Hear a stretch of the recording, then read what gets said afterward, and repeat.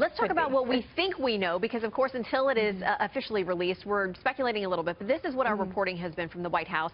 Drops that indefinite suspension of Syrian refugees, explicitly exempts legal permanent residents and other current visa holders. That was obviously a problem as well.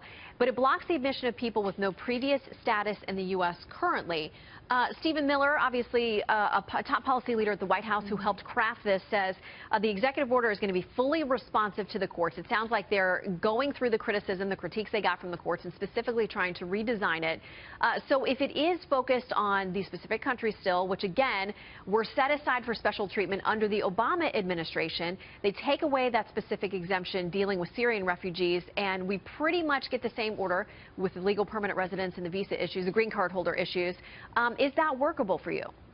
Well, again, we'll see. But I do think, obviously, steps to make sure legal permanent residents are not included in the order is a no-brainer. That's a good step. It should have been made clear originally.